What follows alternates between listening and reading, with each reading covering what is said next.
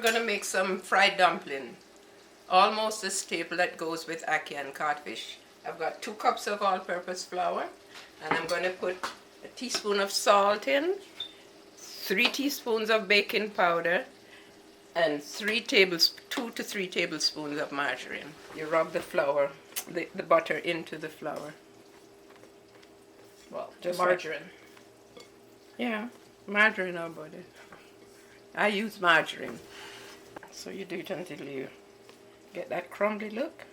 So you could use shortening. Yes. Instead of the margarine or yes, butter. if you get vegetable shortening. I usually use my Kenwood mixer. Like I'm making pastry, but I'm doing it the authentic way. For the 2 cups of flour, I use just under 1 cup of cold water, adding it gradually until it comes together in a ball. And then you leave it in the fridge if you have time. If not, you just leave it standing for 10-15 minutes before you start shaping them into the dumplings. Now I'm going to do the dumplings, fry the dumpling. Remember we had already mixed them? I put some oil, quite a bit, in the pan. What's that, like a good half a cup? Yeah. And then I shape them. I don't make them round because they will come up anyway.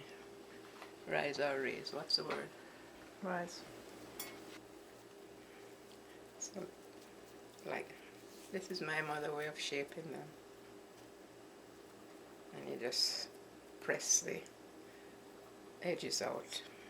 When you put them in the pan, you put this side in first. This side is not very smooth. So now we're starting to fry. The oil is at the right temperature, at a sizzle.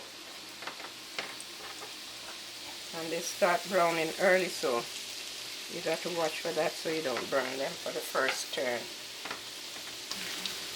My dumplings are always known for the nice color that they have.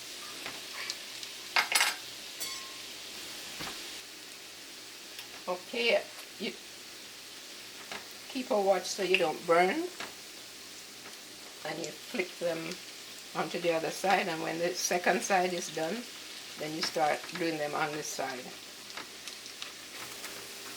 Mom, these are some good looking dumplings. Yes, I'm going to turn that down. Whee! Can't wait to chomp on one of those. It's nice to have you back.